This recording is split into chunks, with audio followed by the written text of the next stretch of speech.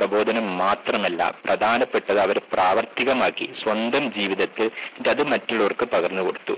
ലഖദ് കാന ലക്കും ഫീ റസൂലില്ലാഹി ഉസ്വത്തുൻ ഹസന സൂറത്തുൽ അഹ്സാബിൽ 21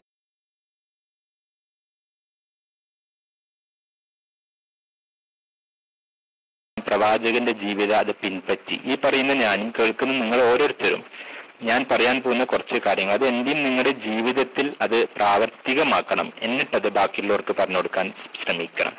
ഇതെന്തുകൊണ്ട് ഞാൻ പറഞ്ഞു, നല്ലൊരു ആരോഗ്യം നേടിയെടുക്കുന്നെങ്കിൽ ഏറ്റവും പ്രധാനപ്പെട്ട് ഞാൻ മനസ്സിലാക്കുന്ന ദുനിയാവിലുള്ള ഏറ്റവും പ്യൂറസ്റ്റ് സോഴ്സ്, ശുദ്ധമായ സോഴ്സ് ഏതാണെന്ന് ചോദിച്ചാൽ ഖുർആനും പ്രവാചകന്റെ ചെല്ലിയാണ്. ഇന്ന് നിങ്ങൾക്ക് ആരോഗ്യത്തെ പറ്റി നിങ്ങൾക്ക് ഇന്റർനെറ്റിൽ സെർച്ച് ചെയ്യുകയാണെങ്കിൽ ഒരുപാട് നിങ്ങൾക്ക് ഇൻഫർമേഷൻ എക്സ്പ്ലോഷൻ ഉണ്ടാകും. ഒരു ഡോക്ടർ അത് പറയുന്നു, മറു ഡോക്ടർ മറ്റേ ഡോക്ടർ വേറെ പല അഭിപ്രായ ഭിന്നതകൾ നിറഞ്ഞിരിക്കുകയായിരിക്കും ഇന്റർനെറ്റ്. എന്നാൽ അള്ളാഹുവിന്റെ കിതാബിൽ പ്രവാചകന്റെ ചെവിയിൽ വന്ന വാക്കുകൾ അത് ഹക്കാണ്, അത് 100% സത്യമാണ്. അതെനിക്കും നിങ്ങൾക്കും നന്മ മാത്രമേ ഉണ്ടാവുള്ളൂ. അപ്പോൾ ഞാൻ ഇന്നിവിടെ ഉദ്ധരിക്കാൻ പോകുന്ന കുറെ ഉപദേശങ്ങൾ അത് നല്ലൊരു കിഡ്നിക്ക് വേണ്ടി മാത്രമുള്ളതല്ല, നല്ലൊരു ആരോഗ്യത്തിന് വേണ്ടിയുള്ളതാണ്. നമ്മൾ ആദ്യം മനസ്സിലാക്കേണ്ടത് ഒരുപാട് നല്ല ഉപദേശങ്ങൾ കിഡ്നിക്ക് അത് എത്രത്തോളം കിഡ്നിക്ക് നല്ലതാണോ അതേപോലെ തന്നെ കരളിനും നല്ലതാണ്, നമ്മുടെ തലച്ചോറിനും നല്ലതാണ്, നമ്മുടെ ഹൃദയത്തിനും നല്ലതാണ്. അല്ലാണ്ട് കരളിന് ഒരു വേറെ ചെറിയ ഉപദേശം, കിഡ്നിക്ക് വേറെ ഉപദേശം എന്നിവയൊന്നുമില്ല. ആരോഗ്യത്തിന് എന്തൊക്കെ ഗുണമുണ്ടോ അതെല്ലാ അവയവങ്ങൾക്കും ഗുണമേ മാത്രമേ ഉള്ളൂ നമ്മൾ ആദ്യമായി മനസ്സിലാക്കണം. ഏറ്റവും ആദ്യം നമ്മൾ മനസ്സിലാക്കേണ്ടത് ആരോഗ്യത്തിന് കൃത്യമായിട്ടൊരു നിർവചനം മനസ്സിലാക്കണം. വേൾഡ് ഹെൽത്ത് ഓർഗനൈസേഷൻ, ലോക ആരോഗ്യ സംഘടന ഹെൽത്തിനെ ഡിഫൈൻ ചെയ്തിരിക്കുന്നു, നിർവചിച്ചിരിക്കുന്നത് it's A state of complete mental, physical and social wellbeing. പൂർണ്ണ അർത്ഥത്തിൽ ശാരീരികം ആരോഗ്യം മാത്രം ഉണ്ടായാൽ പോരാ, മനസ്സമാധാനം ഉണ്ടാവണം, മാനസികമാരോഗ്യം ഉണ്ടാവണം. പോരാ, നമ്മളൊക്കെ സാമൂഹ്യ ജീവികളാണ്, ഒരു സാമൂഹ്യ ആരോഗ്യം കൂടി ഉണ്ടാകണം. ഇത് മൂന്നുണ്ടായാൽ മാത്രം പോരാ. പണ്ഡിതന്മാർ പറഞ്ഞിരിക്കുന്നത് ഒരു ആത്മീയമായ ഒരു ആരോഗ്യം, ഞാനും എൻ്റെ സൃഷ്ടാവുമായിട്ടുള്ള ഒരു ബന്ധം, അതും കൂടി നന്നാൽ മാത്രമേ പൂർണ്ണ അർത്ഥത്തിൽ ഒരു ആരോഗ്യം ഉണ്ടാവുള്ളൂ. നമ്മൾ മനസ്സിലാക്കേണ്ടത് ആരോഗ്യം എന്നുള്ളത് ഒരു അമാനത്താണ്. അത് അല്ലാഹു സുബ്ഹാനഹു വ തആല നമ്മളെ ഏൽപ്പിച്ചതാണ്. അത് ഭംഗിയായി നമ്മൾക്ക് കൊണ്ടുപോകാൻ പറ്റണം. ഞാനിവിടെ പ്രധാനപ്പെട്ട ചർച്ച ചെയ്യാൻ ഉദ്ദേശിക്കുന്നത് നമ്മുടെ ഫിസിക്കൽ വെൽബീങ്, ശാരീരികമായ ആരോഗ്യത്തെ പറ്റിയാണ്. ശാരീരികമായ ആരോഗ്യത്തെ പറ്റി ചർച്ച ചെയ്യുമ്പോൾ നമ്മൾ 3 കാര്യങ്ങൾ ശ്രദ്ധിക്കേണ്ടത്: 1 നമ്മുടെ ഭക്ഷണ രീതി, 2 നമ്മുടെ ജീവിത ശൈലി, 3 പ്രകൃതി ശുചിത്വം. ഇത് 3 നമ്മൾക്ക് ശ്രദ്ധിക്കാൻ പറ്റുവാണെങ്കിൽ തീർച്ചയായിട്ടും ഒരുപാട് രോഗങ്ങൾ നമ്മൾക്ക് ഇല്ലാതാക്കാൻ പറ്റും. ഏറ്റവും ആദ്യം ഞാൻ ഭക്ഷണത്തിലേക്ക് വരട്ടെ. നമ്മൾ നോക്കി, ഇന്ന് ഏറ്റവും പ്രധാനപ്പെട്ട 2 രോഗങ്ങൾ, കിഡ്നി രോഗം ഉണ്ടാക്കുന്ന 2 കാരണം, 1 പ്രമേഹവും പ്രഷറാണ്. തീർച്ചയായിട്ടും നമ്മളൊക്കെ അത് എത്രയും പെട്ടെന്ന് നേരത്തെ കണ്ടുപിടിക്കാൻ ശ്രമിക്കണം. ഒരു 40 വയസ്സിന് ശേഷം എല്ലാ കൊല്ലത്തിലും പ്രഷറും പ്രമേഹമൊക്കെ നമ്മൾ ചെക്ക് ചെയ്തുകൊണ്ടേയിരിക്കണം. തീർച്ചയായിട്ടും അത് ചെയ്യേണ്ടത് തന്നെയാണ്. പക്ഷെ അതിനെക്കാട്ടി കൂടുതൽ പ്രാധാന്യം കൊടുക്കുന്നത് അത് വരാതെ നമ്മൾക്ക് എന്തൊക്കെ ചെയ്യാൻ പറ്റും. ഇന്ന് നോക്ക്, ഇന്ന് പ്രധാനപ്പെട്ട പ്രഷറും പ്രമേഹവും കൊളസ്ട്രോളും ആവട്ടെ, ഈ വിഷയങ്ങളൊക്കെ ഒരുപാട് രോഗങ്ങൾ ഉണ്ടാക്കുന്നത് കിഡ്നി ഫെയിലർ മാത്രമല്ല, ഹാർട്ട് അറ്റാക്കും സ്ട്രോക്കും സിറോസിസ് ഒക്കെ ഉണ്ടാക്കുന്ന പ്രധാനപ്പെട്ട കാരണമാണ് പ്രമേഹം. ഇത് എന്തുകൊണ്ട് സംഭവിക്കുന്നത് വെച്ചാൽ ഇത് പ്രധാനപ്പെട്ട ഒരു കാരണം അമിത ആഹാരമാണ്.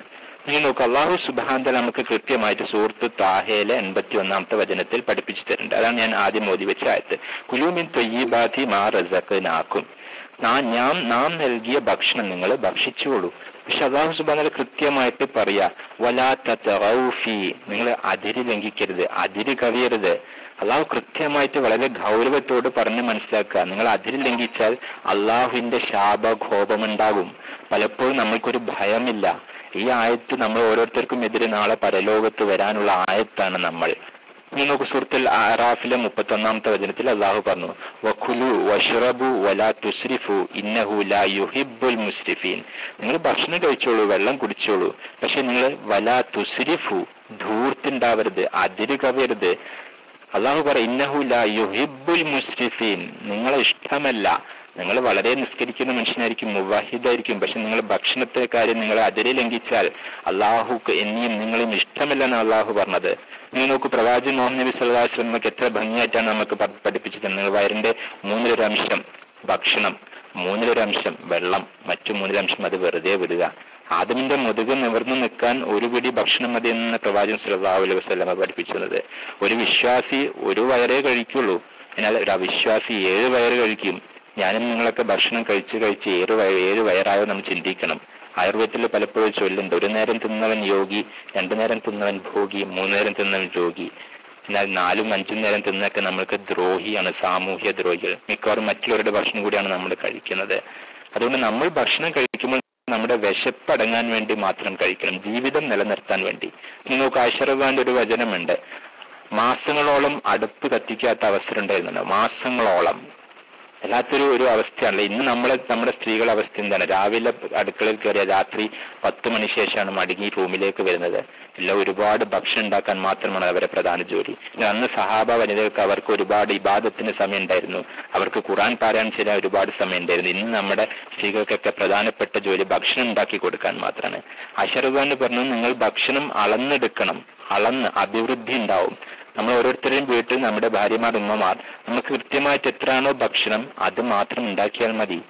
അയൽവാസി പട്ടിണി കിടക്കുമ്പോൾ വയറ് നിറച്ച് കഴിക്കുന്നവൻ വിശ്വാസി എന്നാണ് നമ്മളെ പഠിപ്പിച്ചു തരുന്നത്.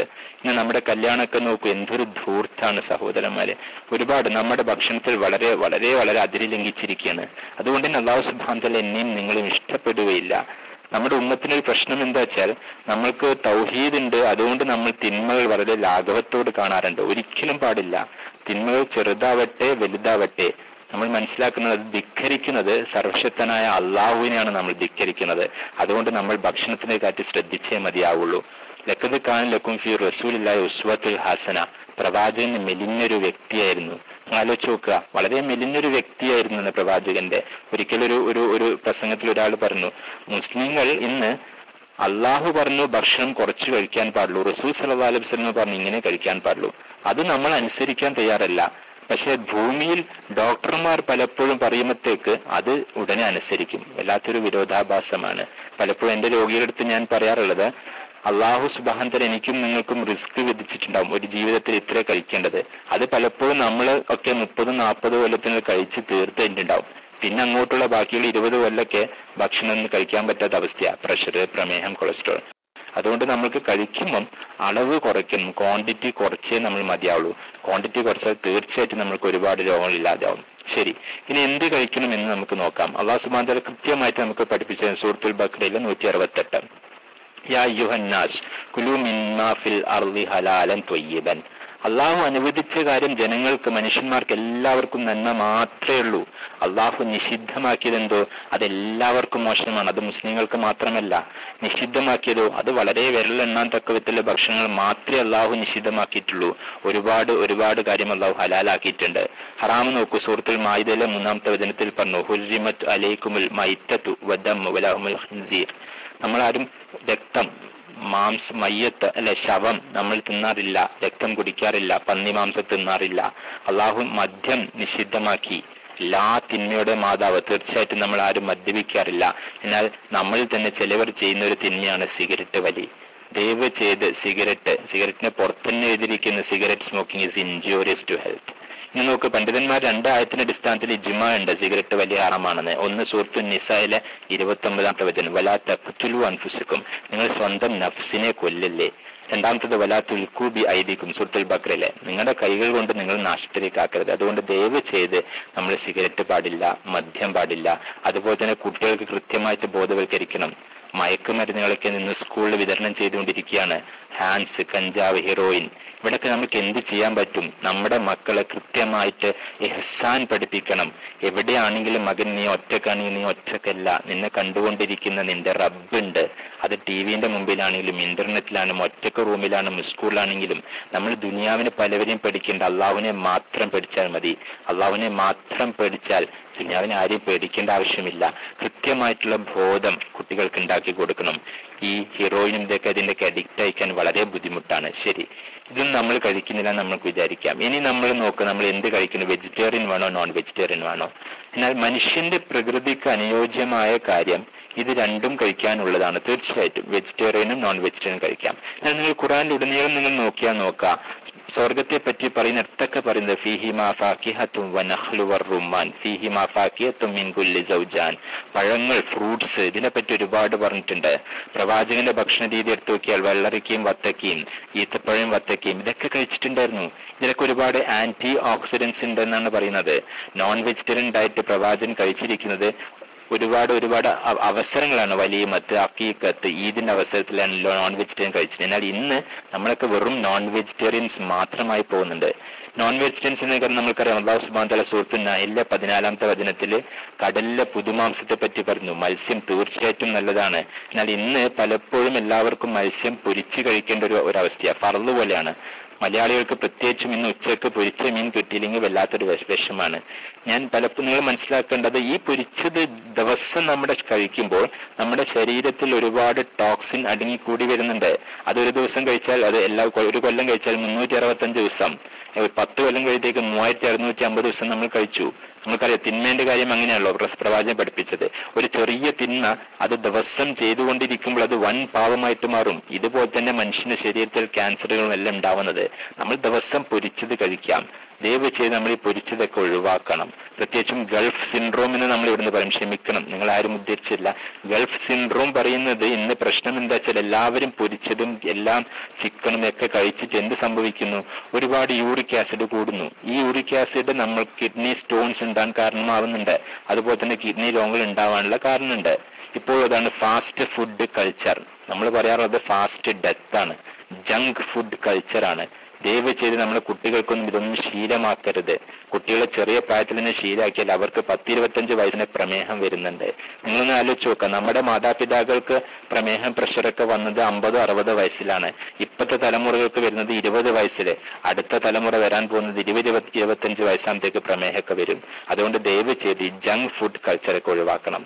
അല്ലാഹു സുബ്ഹാനഹു വ തആല ഖുർആനിൽ നോക്കുക, സൂറത്തുൽ നഹലിലെ 69-ാമത്തെ വചനത്തിൽ തേനിനെ പറ്റി പറയുന്നു.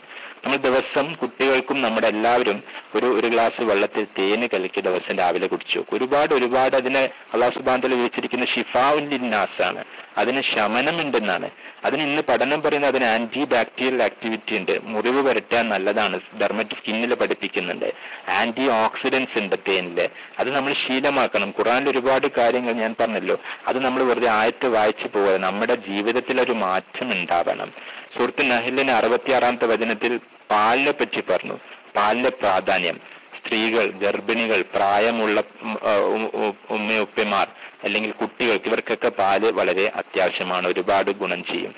മുലപ്പാലിനെ പറ്റി ഖുർആനിലെ സൂറത്തുൽ ലുഖ്മാനിലെ 14-ാമത്തെ വചനത്തിൽ പറഞ്ഞു, ഉമ്മുഹു വഹനൻ അലാ വഹൻ വഫിസാലുഹു ഫി ആമീൻ.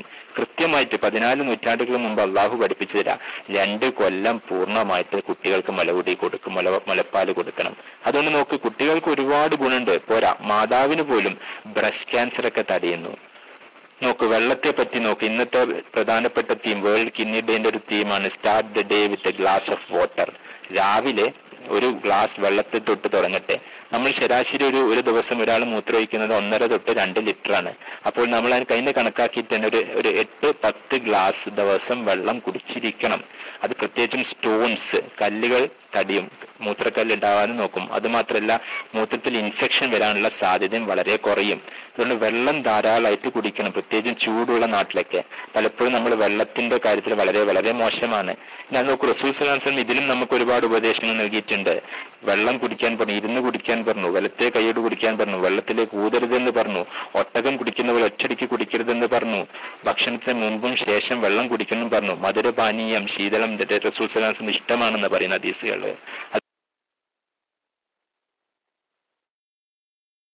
അതുപോലെ തേന് കുടിക്കാൻ പറഞ്ഞു, സംസം വെള്ളത്തെ പറ്റി പറഞ്ഞു, ഉപ്പ് നമ്മൾക്ക് എല്ലാവർക്കും അച്ചാറ്, പപ്പടം ഇങ്ങനത്തെയൊക്കെ വളരെ ദിവസം കിട്ടിയില്ലെങ്കിൽ വല്ലാത്തൊരു ബുദ്ധിമുട്ടാണ്.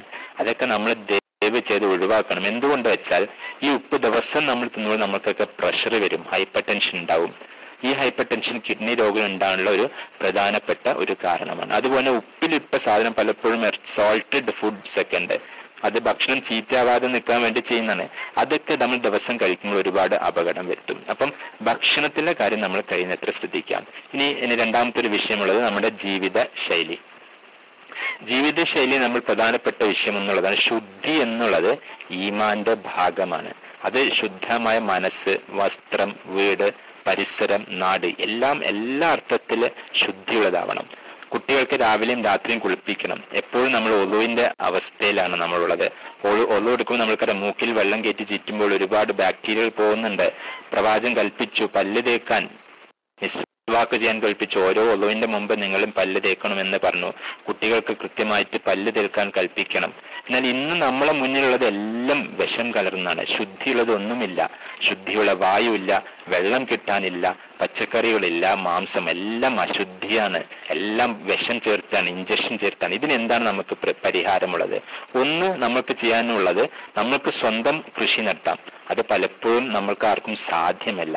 എന്നാൽ എനിക്കും നിങ്ങൾക്കും ചെയ്യാൻ പറ്റുന്ന ഒരു പ്രധാനപ്പെട്ട ഒരു കാര്യം എന്താ വെച്ചാൽ നോമ്പ് എടുക്കുക എന്നാണ്.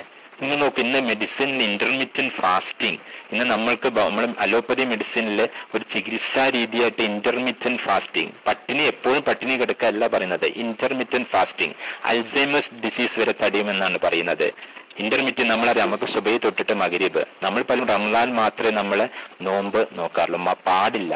നമ്മൾ സുന്നത്ത് നോമ്പുകൾ വർദ്ധിപ്പിക്കണം. തിങ്കൾ, വ്യാഴം, 13, 14, 15 മാസത്തിൽ 3 നോമ്പ് നമ്മളത് ശീലമാക്കണം. നിങ്ങൾ നോക്കൂ, റസൂൽ സല്ലല്ലാഹു അലൈഹി വസല്ലം സഹാബക്കൾക്കൊന്നും അവർക്കൊന്നും രോഗങ്ങളൊന്നും ഉണ്ടായിരുന്നില്ല. എന്തുകൊണ്ട്? അവർ ഭക്ഷണം വളരെ വളരെ കുറവാണ്. നോമ്പ് ഒരുപാട് ഉണ്ടായിരുന്നു. നോമ്പിനോട് ഞാൻ പറയുമ്പോൾ നോമ്പ് നോക്കുന്നത് നമ്മൾ വെറും ഭൗതിക ഒരു ആവശ്യത്തിന് വേണ്ടിയില്ല, ഒരിക്കലുമല്ല. പരലോകത്ത് അള്ളാഹുവിനെ വജഹ് ഉദ്ദേശിച്ചുകൊണ്ട് മാത്രമാണ്. എന്നാൽ അള്ളാഹു പറഞ്ഞ ഓരോ കാര്യങ്ങളും എനിക്കും നിങ്ങൾക്കും ഈ ദുനിയാവിൽ തന്നെ ഒരുപാട് ഗുണം ചെയ്യും. തീർച്ചയായിട്ടും നമസ്കാരത്തെ പറ്റി പറഞ്ഞപ്പോഴും ഇന്ന സ്വലാത്ത് തൻഹാ അനിൽ ഫഹ്ശാഇ വൽ മുൻകർ, ഈ ദുനിയാവിൽ ഒരു മ്ലേച്ഛമായ വൃത്തികളിൽ നിന്നൊക്കെ വിട്ടു നിൽക്കാൻ പറ്റും കൃത്യമായി 5 നേരം നമസ്കരിക്കുന്നവന്. അപ്പോൾ ഈ ദുനിയാവിൽ തന്നെ നമ്മൾക്ക് ഒരുപാട് ഗുണം ഉണ്ടാവും. അതുകൊണ്ട് നോമ്പ് നോക്കാൻ ശ്രദ്ധിക്കാം. ഇനി നമുക്ക് നോക്കാം, ഒരുപാട് വസ്ത്രത്തെ പറ്റി പറഞ്ഞു, ലൂസ് ഡ്രസ് ഉപയോഗിക്കാൻ പറഞ്ഞു. ഉറക്കത്തിനെ പറ്റി കൃത്യമായിട്ട് നബി പറഞ്ഞു, ഏഷ്യന്റെ ശേഷം നിങ്ങൾ വേഗം കിടന്നുറങ്ങണം, രാവിലെ എഴുന്നേക്കണം. ഉച്ചക്കൊരു മയക്കം, അത് സഹാബാക്കളുടെ ശരിയാണ്. ഇന്ന് ഉറക്കം കുറഞ്ഞുള്ളവർക്ക് ഒരുപാട് രോഗം വരുന്നെന്നാണ് പഠനം പറയുന്നത്. അതുപോലെ തന്നെ ഇന്നുള്ളത് പ്രധാനപ്പെട്ടത് ഒന്ന് തടിയാണ്. ഇന്ന് തടിയും മടിയാണെന്ന് പ്രധാനപ്പെട്ട ഒരു കാരണം ഒബീസിറ്റി. നമ്മൾ വ്യായാമം വളരെ വളരെ കുറവാണ്. റസൂൽ സല്ലല്ലാഹു അലൈഹി വസല്ലം നമ്മളോട് പറയാ, നിങ്ങൾ പള്ളിയിലേക്ക് പോകുമ്പോൾ ഓരോ കാൽപാദങ്ങൾ പുണ്യമുണ്ട്, പാപങ്ങൾ പൊറുക്കുമെന്ന് പറയുന്നത്. അപ്പൊ റസൂൽ പറയുമ്പോൾ നമ്മൾക്ക് അനുസരിക്കാൻ മടി. എന്നെ ഡോക്ടർ പറഞ്ഞോ പ്രഷറായി പ്രമേയം നടക്കാൻ തുടങ്ങാൻ പറഞ്ഞാൽ നമ്മൾ ഉടൻ നടക്കാൻ തുടങ്ങും. അപ്പം ദയവ് ചെയ്ത് നമ്മൾ ഇന്ന് തന്നെ നമ്മൾക്ക് രാവിലെ ദിവസം ഒരു അരമണിക്കൂർ നിങ്ങൾ നടക്കുക, ദിക്റും ചൊല്ലി അങ്ങ് നടന്നു പോവാം. ഒരുപാട് ശരീരത്തിന് ഗുണം ചെയ്യും. നമ്മൾ തടി വെക്കില്ല, വെയിറ്റ് കൂടില്ല. നമുക്ക് നടക്കാൻ കിട്ടുന്ന അവസരങ്ങളൊക്കെ ഉപയോഗിക്കാം. സൈക്കിളും ഓട്ടോ ഇതൊക്കെ, കാറും ബൈക്കൊക്കെ മാറ്റി പള്ളി ഉണ്ടെങ്കിൽ പള്ളിയിലേക്ക് നടന്നു പോവാം. ലിഫ്റ്റ് ഒഴിവാക്കി സ്റ്റെയർ കേസ് കയറാൻ ശ്രദ്ധിക്കാം. ഇന്ന് നമ്മളെ എല്ലാം ഇലക്ട്രോണിക് മെഷീനിലാണ്. എല്ലാം വാഷിംഗ് മെഷീൻ ആവട്ടെ, വാക്യൂം ക്ലീനർ ആവട്ടെ, ഗ്രൈൻഡറും എല്ലാം മെഷീനാണ്. അതുകൊണ്ട് എന്ത് സംഭവിക്കുന്നു? സ്ത്രീകൾക്ക് ഊരവേദന, ഒന്നും ചെയ്യാൻ പറ്റുന്നില്ല, തടി കൂടുന്നു. പിന്നെ നമ്മുടെ ഉമ്മമാർ നിങ്ങൾ ശ്രദ്ധിച്ചു നോക്ക്. എന്റെ ഉമ്മയൊക്കെ പണ്ട് ചെയ്ത് ഇപ്പോഴും 74-75 വയസ്സ് അൽഹംദുലില്ലാഹ് സുഖമായിട്ട് ജീവിക്കുന്നു. എന്തുകൊണ്ട്? അവരുടെ പഴയ ആരോഗ്യമാണ്. അതേപോലെ കുട്ടികൾക്ക് മോഡേൺ ഇലക്ട്രോണിക് ഗാഡ്ജറ്റ്സ്, ഇതൊന്നും കുട്ടികൾക്ക് ഇപ്പോഴേ കൊടുത്ത് ശീലിപ്പിക്കരുത്. ഇന്ന് 2 ദിവസം മുമ്പ് പോലും ഒരു US-ലൊരു പഠനം പറയുന്നത്, കുട്ടികൾക്ക് മൊബൈലും ലാപ്ടോപ്പും ചെറിയ പ്രായത്തിൽ കൊടുത്തിട്ട് 12 പ്രശ്നങ്ങളാണ് അവർ ധരിക്കുന്നത്. കുറച്ചു കാര്യം ഞാൻ പറയാം. തലച്ചോറിന്റെ ബ്രെയിൻ ഡെവലപ്മെന്റ് ഉണ്ടാവുന്നില്ല. ഒബീസിറ്റി, എപ്പിഡമിക് ഒബീസിറ്റി, കുട്ടികൾ മടിയന്മാരെ, തടി കൂടുന്നു, ഉറക്കില്ലാണ്ട് വരുന്നു, മെന്റൽ ഇൽനെസ് വരുന്നു, അഗ്രഷൻ ആവുന്നു കുട്ടികൾക്ക് അഡിക്ഷൻ ലയബിലിറ്റി വരുന്നു, റേഡിയേഷൻ കിട്ടുന്നു. ഇത് ദിവസം കിട്ടുമ്പോൾ ഒരുപാട് അപകടമാണ്. അപ്പൊ കുട്ടികൾക്ക് ഇങ്ങനത്തെ ഇലക്ട്രോണിക് ഗാഡ്ജറ്റ് ഒന്നും നമ്മൾ കഴിയുന്ന ചെറിയ പ്രായത്തിൽ കൊടുക്കാതിരിക്കുക. പിന്നെ നോക്ക്, നമുക്ക് ചെയ്യാൻ പറ്റിയൊരു കാര്യം അല്ലാഹു പറഞ്ഞു, ഇഖ്റ എന്ന്. നിങ്ങൾ നോക്കുന്ന സ്ഥിരം വായിക്കുന്നവർക്ക്, നല്ലോണം പഠിക്കുന്നവർക്ക്, അവർക്ക് ഡിമെൻഷ്യ വരാനുള്ള സാധ്യത കുറവെന്നാണ്. അള്ളാഹു കൃത്യമായിട്ട് ഏറ്റവും ആദ്യം ഇറക്കിയ വചനം എന്ന് ഇഖ്റ ബിസ്മി റബ്ബിക്കല്ലദീ ഖലഖ്. അപ്പോൾ കുട്ടികളും നമ്മളെല്ലാവരും ഖുർആൻ ഓതണം. കിട്ടുന്ന അവസരത്തൊക്കെ ഓതണം, അത് പഠിക്കണം, അത് പ്രാവർത്തികമാക്കണം, എനിക്ക് പ്രബോധനം ചെയ്യണം. നിങ്ങൾക്ക് ബിസ്മി കൊണ്ട് തുടങ്ങി വായിക്കാൻ പറ്റുന്ന എന്തൊരു സാധനം, നല്ലൊരു കാര്യം, അത് ഭൗതിക ദുനിയാവിനായിക്കോട്ടെ പരലോകത്തിന് വേണ്ടി ആയിക്കോട്ടെ, വായിക്കുന്ന ഒരു ശീലം എനിക്കും നിങ്ങൾക്കൊക്കെ ഉണ്ടാവണം. എപ്പോഴും വായിച്ചുകൊണ്ടിരിക്കുന്നവർക്ക് ഡിമെൻഷ്യ പോലും വരാതെ സാധ്യത കുറയും. ഇനി ലൈംഗിക ആരോഗ്യം, അല്ലാഹു സുബ്ഹാനഹു വ തആല എത്ര ഭംഗിയായിട്ട് നമ്മളെ പഠിപ്പിച്ചു. വലാ തഖ്റബു സിന, നിങ്ങൾ സിനയോട്, വ്യഭിചാരത്തോട് അടുക്കരുതെന്നാ പറഞ്ഞിരിക്കുന്നത്. ഇത്ര ഭംഗിയുള്ള ഉപദേശം. നിങ്ങൾ അള്ളാഹുവിന്റെ റസൂൽ നമുക്ക് പറഞ്ഞു, സ്ത്രീകളോട് മാസക്കുളിയുള്ള സമയത്ത് ബന്ധപ്പെടരുത്, പിൻദ്വാരത്തിലോട്ട് നിങ്ങൾ ബന്ധപ്പെടരുത്, ഏനൽ ഇന്റർകോഴ്സ് ഹറാമാണ്, സ്വവർഗരതിന് ഹറാമാണ്, നിഷിദ്ധമാണ്. കുട്ടികൾക്ക് പ്രത്യേകിച്ചും ഇന്നത്തെ കാലത്ത് ശ്രദ്ധിക്കേണ്ടത് ഇന്റർനെറ്റ് യുഗമാണ്. അവർക്ക് TV ഇല്ലെങ്കിലും ഇന്റർനെറ്റിലൂടെ എന്തും കാണാനുള്ള അവസരമാണ്. അതുകൊണ്ട് കുട്ടികൾക്ക് കൃത്യമായിട്ടുള്ള ഇഹ്സാൻ ബോധ്യപ്പെടുത്തണം. നിങ്ങൾ ഒറ്റക്ക് റൂമിലല്ല, അള്ളാഹു സുബ്ഹാനഹു വ തആല കണ്ടുകൊണ്ടിരിക്കേണ്ടത്. അള്ളാഹുവിനെ കാണുന്ന പോലെ നമ്മൾ ജീവിക്കണം. കമ്പ്യൂട്ടറൊന്നും ദയവ് ചെയ്ത് കുട്ടികൾക്ക് ഒരു റൂമിൻ്റെ ഉള്ള ഒറ്റക്കാക്കി കൊടുക്കരുത്. എല്ലാവരും കാണുന്ന സ്ഥലത്ത് ഡൈനിങ് ടേബിളിലൊക്കെയാണ്, നമ്മൾ ഡൈനിങ് ഹാളിലൊക്കെ മാത്രമേ നമ്മൾ കമ്പ്യൂട്ടർ കുട്ടിക്ക് കൊടുക്കാൻ പാടുള്ളൂ. ഇന്ന് ഏറ്റവും വലിയ ജിഹാദ് നമ്മൾ മനസ്സിലാക്കേണ്ടത് സ്വന്തം നഫ്സിനോടുള്ള ജിഹാദാണ്. കമ്പ്യൂട്ടർ അത്രമാത്രം തിന്മയുടെ നടുവിലാണ് ഞാനും നിങ്ങളൊക്കെ ജീവിക്കുന്നത്. നമ്മുടെ മക്കൾ, അടുത്ത തലമുറ എങ്ങനെ വളരും നമുക്ക് ആർക്കും അറിയില്ല. അതുകൊണ്ട് കൃത്യമായിട്ട് അവരെ ബോധവൽക്കരിക്കണം. അതുകൊണ്ട് എന്തൊരു നന്മയാവട്ടെ നമ്മൾ രണ്ട് കാര്യം ശ്രദ്ധിക്കേണ്ടത്, ഒന്ന് മിതത്വം ഉണ്ടാവണം. നന്മയിൽ പോലും അതിൽ തീവ്രത ഉണ്ടാകാൻ പാടില്ല. ചെയ്യുന്ന നന്മ ഇസ്തിഖാമത്ത് ഉണ്ടാവണം. ഇത് രണ്ടും വളരെ അത്യാവശ്യമാണ്. അതുപോലെ വേറൊരു ജീവിതശൈലി പ്രധാനപ്പെട്ട് ശ്രദ്ധിക്കേണ്ടത്, നമ്മൾ ചെറിയ വേദന വരുമ്പോൾ ദയവ് ചെയ്ത് വല്ലാണ്ട് ഗുളിക കഴിക്കരുത്. Non steroid anti inflammatory drugs, ibuprofen അല്ലെങ്കിൽ ഇൻഡോമെത്തസിൻ, ഡൈക്ലോഫെനാക്, നമ്മൾ ഓവർ ദ കൗണ്ടർ ഡ്രഗ്സ് പറയും. ചെറിയൊരു തലവേദന വരുമ്പോഴത്തേക്ക് നമ്മൾ ഉടനെ പോയിട്ട് ചാടിക്കയറി മരുന്ന് കഴിക്കുന്ന ശീലം അത് ദയവ് ചെയ്ത് ഒഴിവാക്കണം. ഇപ്പൊ ചെറിയൊരു തലവേദന ചിലപ്പോൾ ഉറക്കൊഴിഞ്ഞുകൊണ്ടായിരിക്കും, വെള്ളമില്ലാത്തതുകൊണ്ടാണ്. അപ്പൊ വെള്ളം കുടിച്ച് വന്ന് റെസ്റ്റ് എടുത്ത് ഉറങ്ങിക്കഴിഞ്ഞാൽ തലവേദന പോകും. അതിനുവേണ്ടി ഉടനെ നമ്മൾ വാരിക്കോരി ഡ്രഗ് കഴിക്കരുത്. എന്തുകൊണ്ട് വെച്ചാൽ ഇങ്ങനെ ഒരുപാട് ഡ്രഗുകൾ കഴിക്കുമാണ് അവസാനം കിഡ്നി തകരാറുണ്ടാകുന്നത്. ഒരു വിശ്വാസിയെ സംബന്ധിച്ചോളം നിങ്ങൾ നോക്ക്, ഒരു ചെറിയ വേദന പോലും നമ്മുടെ പാപങ്ങൾ പൊറുക്കാൻ കാരണമാണെന്ന് പഠിപ്പിച്ച റസൂൽ സല്ലല്ലാഹു അലൈഹി വസല്ലമ. അപ്പൊ ചെറിയ വേദനകൾക്കൊന്നും നമ്മൾ ദയവ് ചെയ്ത് മരുന്നുകൾ കഴിക്കരുത്. അതുപോലെ ഇന്ന് നോക്ക്, വൈറ്റമിൻ ഡി നമ്മുടെ ശരീരത്തിൽ കുറവാ. ഇതിന് പ്രധാനപ്പെട്ട കാരണം എന്താ വെച്ചാൽ സൂര്യപ്രകാശം എനിക്കും നിങ്ങൾക്കും തട്ടുന്നില്ല. റസൂൽ സല്ലല്ലാഹു അലൈഹി വസല്ലമയുടെ കാലഘട്ടത്തിൽ അവർ വെയിലത്ത് നടന്നു, അവർക്കൊന്നൊരു രോഗമില്ല. ഇന്ന് നമ്മുടെ AC room, AC car, AC ഒരു ഓഫീസ്. അതുകൊണ്ട് നമ്മളെ വെയില് അത്യാവശ്യം, പ്രത്യേകിച്ചും രാവിലെയും വൈകുന്നേരത്തുള്ള വെയില് അത് നമ്മുടെ ശരീരത്തിന് ഒരുപാട് ഗുണം ചെയ്യും. ഇതൊക്കെയാണ് നമ്മുടെ ജീവിത ശൈലി നോക്കണം. ഇനി അവസാനം രണ്ട് വാക്ക് പ്രകൃതി ശുചിത്വം കൂടി പറഞ്ഞിട്ട് എന്റെ വാക്കുകൾ അവസാനിപ്പിക്കാം. പ്രകൃതി നിങ്ങൾ നോക്കുക, അല്ലാഹു സുബ്ഹാനഹു വ തആല സൂറത്തുർ റഹ്മാനിൽ പഠിപ്പിക്കുക, വസ്സമാ റഫഅ വവദഅൽ മീസാൻ. ഏറ്റവും ഇക്കോസിസ്റ്റം ഏറ്റവും ഭംഗിയായിട്ട് ബാലൻസ് അല്ലാഹുവിടെ സംവിധാനിച്ച് വെച്ചിരിക്കുന്നത്. പച്ചപ്പ് ഭംഗിയാണ്, പച്ച മരങ്ങൾ നമുക്ക് ശുദ്ധവായു നൽകുന്നുണ്ട്. നമ്മൾ ഓക്സിജന്റെ വില അറിയണമെങ്കിൽ ഏതെങ്കിലും പ്രൈവറ്റ് ഹോസ്പിറ്റലിൽ പോയിട്ട് ഒരു മണിക്കൂർ കടന്നു നോക്കണം, അതിന്റെ ബില്ലിൻസ് നമുക്ക് മനസ്സിലാകും. നിങ്ങൾക്ക് റസൂൽ സല്ലല്ലാഹു അലൈഹി വസല്ലം നമ്മൾ പറയാണ്, യുദ്ധത്തിന് പോകുമ്പോൾ പോലും നിങ്ങൾ മരം വെട്ടരുത്, അന്ത്യനാളാൽ നിങ്ങളൊരു മരമെങ്കിൽ നടൂ എന്ന് പറഞ്ഞ റസൂൽ സല്ലല്ലാഹു അലൈഹി വസല്ലമ. എന്നാൽ ഇന്ന് മരങ്ങളൊക്കെ നശിപ്പിക്കുന്നു, പ്രകൃതി അങ്ങനെ നാശത്തിലേക്ക് ആക്കുന്നു. ഇതിന് കാരണക്കാരൻ ആര്? സൂറത്ത് റൂമിലെ 41-ാമത്തെ വചനത്തിൽ അള്ളാഹു പഠിപ്പിക്കുന്നു, വഹറൽ ഫസാദ ഫിൽ ബർരി വൽ ബഹർ ബിമാ കസബത് ഐദിൻ നാസ്. ജനങ്ങൾ, ഞാനും നിങ്ങളാണ് ഇതിന് കാരണക്കാരെന്ന് കൃത്യമായിട്ട് മനസ്സിലാക്കണം. എന്ത് സംഭവിക്കുന്നു? ഗ്ലോബൽ വാർമിംഗ്, ഭൂമിയുടെ താപനില കൂടുന്നു. 2013 വേൾഡ് വാട്ടർ ഇയർ കോർപ്പറേഷൻ ലോക ജലദിനം ഉണ്ടായിരുന്നു. നിങ്ങൾ ആലോചിച്ച് വെക്കുക, നമ്മുടെ റസൂൽ കൃത്യമായിട്ട് പഠിപ്പിച്ചു, തൊട്ടടുത്ത് പുഴ ഉണ്ടെങ്കിൽ പോലും അതിൽ നിന്ന് ഒളം എടുക്കുമ്പോൾ സൂക്ഷിച്ചേ വെള്ളം ഉപയോഗിക്കാൻ പാടുള്ളൂ. അവിടെ അതിര് കവയരുത്, ധൂർത്തുണ്ടാകാൻ പാടില്ല. നമ്മുടെ ശരീരം മൊത്തം എല്ലാം, ദുനിയാവിലെ എല്ലാ ജീവജാലങ്ങളും വെള്ളത്തിൽ നിന്നാണ് ഉണ്ടാക്കിയെന്നാണ് ഇന്ന് 2013 ലോകം പറയുന്നത്. 14 നൂറ്റാണ്ടുകൾക്ക് മുമ്പ് ഖുർആൻ നമുക്ക് പഠിപ്പിച്ചു തരുന്നുണ്ട് സഹോദരന്മാർ. അതുകൊണ്ട് വെള്ളം ദുർവ്യയം ചെയ്യരുത്. കുട്ടികൾ ബ്രഷ് ചെയ്യുമ്പോൾ പൈപ്പ് ഓണാക്കിയിട്ട് ഇങ്ങനെ ബ്രഷ് ചെയ്യരുത്. ഇനി കൊതുക് വളരാൻ ചെറിയ ചെറിയ വെള്ളം നമ്മുടെ ചുറ്റുപാട് ഉണ്ടാകരുത്. എന്താ സംഭവിക്കുക? കൊതുക് ഉണ്ടെങ്കിൽ ഒരുപാട് ഇൻഫെക്ഷൻ വരും. എലിപ്പനി, നമുക്ക് ഡെങ്കുപ്പനി, ഒരുപാട് രോഗങ്ങൾ വരുന്നുണ്ട്. നമ്മുടെ ഈ ഇൻഫെക്ഷനൊക്കെ കിഡ്നിക്ക് തകരാറുണ്ടാകും. അതുകൊണ്ട് നമ്മുടെ പ്രകൃതി ശുചിത്വം, നമ്മുടെ ചുറ്റുപാടും ഒക്കെ അത് ശുദ്ധിയായിരിക്കണം. നിങ്ങൾ നോക്കുക, മൂത്രം ഒഴിക്കരുത് പറഞ്ഞു, വെള്ളം കെട്ടിക്കുന്നിടത്ത് മരച്ചുവട്ടിൽ പ്രവാചകൻ കൽപ്പന നിങ്ങൾ മൂത്രം ഒഴിക്കരുത്. അപ്പം പ്രകൃതി, നമ്മുടെ പരിസര ശുചിത്വം, ഇതൊക്കെ നമ്മുടെ ദീന്റെ ഭാഗമായിട്ട് കാണണം. അപ്പൊ 3 കാര്യങ്ങൾ: ഒന്ന്, നമ്മുടെ ഭക്ഷണം രീതി നമ്മൾ ശ്രദ്ധിക്കണം, അത് കഴിഞ്ഞ് കുറയ്ക്കണം. രണ്ടാമത്തത് നമ്മുടെ ജീവിതശൈലി, അത് പ്രവാചകന്റെ ചെടിയായിട്ട് നമ്മൾ തട്ടിച്ചു നോക്കണം എപ്പോഴും. മൂന്നാമത്തെ നമ്മുടെ പ്രകൃതി ശുചിത്വം കൂടി ഇൻഷാ അല്ലാഹ് ഒരുപാട് രോഗങ്ങൾ തടയും. നമ്മൾ മനസ്സിലാക്കുന്നത് prevention is better than cure.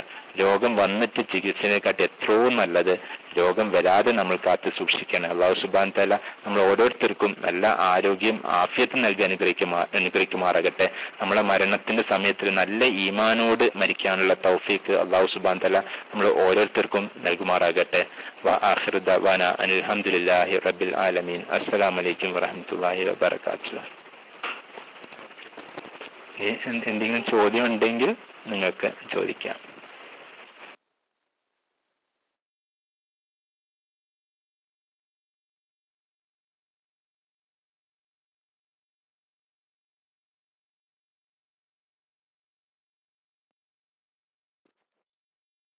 അസ്സലാമലൈക്കും. കേൾക്കുന്നുണ്ടോ സുഹൃത്തുക്കളെ? ചാടിയതല്ല, ആരും എടുക്കുന്നത് കാണുന്നില്ല, അതുകൊണ്ടാണ്. ഒരു 2 ക്വസ്റ്റ്യൻസ് ആണ്. എൻ്റെ ഡോക്ടർ ക്ലാസ്സിൽ ഇപ്പോൾ പറഞ്ഞു നന്നായിട്ട് വെള്ളം കുടിക്കണമെന്ന്. മറ്റേ മൂത്രത്തിൽ കല്ല് അതുപോലുള്ള അസുഖങ്ങൾക്ക് നല്ലതാണ്. നന്നായിട്ട് വെള്ളം കുടിക്കുക എന്നുള്ളത്. എന്നാൽ കിഡ്നി സംബന്ധമായ ഒരു അസുഖത്തിന് നെഫ്രോളജിസ്റ്റ് ഡോക്ടറെ സമീപിച്ചാൽ അവർ വെള്ളം കൂടി കുറക്കണം എന്നാണ് പറയുന്നത്. ഇതെന്താണ് അതിന് പ്രധാന കാരണം? മറ്റൊന്ന്, ഈ കിഡ്നി സംബന്ധമായ രോഗങ്ങൾ ടെസ്റ്റ് ചെയ്യാൻ ബ്ലഡ്, യൂറിൻ ഏതൊക്കെ ടെസ്റ്റാണ് അതിന് ആവശ്യമായി വരുന്നത്? അതുപോലെ ഇത് വന്നാൽ ടെസ്റ്റ് ചെയ്യാതെ നമ്മുടെ ശരീരത്തിൽ മറ്റു വല്ല ലക്ഷണങ്ങളും കാണിക്കാൻ സാധ്യതയുണ്ടോ? അതൊന്ന് വിവരിച്ചാൽ തിരക്കേടില്ല എന്ന് തോന്നുന്നു. മൈക്ക് റിലീസ് ചെയ്യുന്നു. അസ്സലാമു അലൈക്കും. ഞാൻ പറഞ്ഞു വെള്ളം കുടിക്കുന്നതിനെ പറ്റി. നമ്മുടെ മൂത്രം ഒരു ദിവസം 1.5 ലിറ്റർ ശരാശരി നമ്മൾ മൂത്രമൊഴിക്കുന്നുണ്ട്. അപ്പം സാധാരണ ആ മൂത്രത്തിന്റെ കൂടെ 500 ml കൂടി കൂട്ടിയിട്ട് നമ്മൾ ഏകദേശം 2 ലിറ്റർ നമ്മൾ ദിവസം വെള്ളം കുടിക്കണം എന്ന് പറയുന്നത്. അത് രോഗം വരാതെ കാത്തു സൂക്ഷിക്കാൻ വേണ്ടിയുള്ള ഒരു ഉപദേശമാണ്. അപ്പൊ നമ്മൾ 2 ലിറ്റർ ദിവസം കുടിക്കണം. അതായത് ഒരു 8 തൊട്ട് 10 ഗ്ലാസ്. അത് എളുപ്പമാണ്. നമ്മൾ രാവിലെ, ഉച്ചക്ക്, രാത്രി ഭക്ഷണം കഴിക്കുമ്പോൾ അതിന് മുമ്പും പിമ്പുമായിട്ട് ഒരു ഗ്ലാസ് കഴിക്കാം. പിന്നെ നമ്മൾ ചായ കുടിക്കുന്നുണ്ടാവും, വെള്ളം ബാക്കിയുള്ള സമയത്തൊക്കെ കുടിക്കാം. ഇത് കിഡ്നി രോഗങ്ങൾ ഉണ്ടാവാതിരിക്കാനുള്ള ഒരു മുൻകരുതൽ എന്നുള്ള ഉപദേശമാണ്. അതോടെ എന്താണെന്ന് വെച്ചാൽ ഇൻഫെക്ഷൻ ഉണ്ടാവില്ല. 2, നമ്മൾക്ക് മൂത്രക്കല്ല് ഉണ്ടാവില്ല. നമ്മുടെ വേസ്റ്റുകളൊക്കെ അത് പെട്ടെന്ന് ഒഴുകിപ്പോവും. ശരി, നിങ്ങൾ സാർ ഉദ്ദേശിച്ച പോലെ തന്നെ പലപ്പോഴും രോഗങ്ങൾ വന്നു കഴിഞ്ഞാൽ, കിഡ്നി രോഗങ്ങൾ വന്നു കഴിഞ്ഞാൽ ഡോക്ടർമാർ പ്രത്യേകിച്ചും പറയും നിങ്ങൾ വെള്ളം കൂടി കുറയ്ക്കണം. അതെന്തുകൊണ്ടാണ് നിങ്ങൾക്ക് തന്നെ മനസ്സിലാക്കേണ്ടതുള്ളൂ. നമ്മൾക്കറിയാം കിഡ്നി രോഗം പ്രധാനപ്പെട്ട ലക്ഷണം എന്താണെന്ന് വെച്ചാൽ നീര് വരിക എന്നാണ്.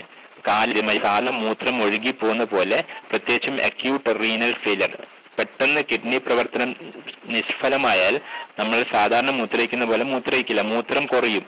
അപ്പോൾ നാച്ചുറലാണ്, നമ്മൾ മൂത്രം കുറയുമ്പോൾ നമ്മൾ വെള്ളത്തിന്റെ അംശം തീർച്ചയായിട്ടും രോഗം വന്നാൽ നമ്മൾ കുറയ്ക്കാൻ ബാധ്യസ്ഥരാണ്.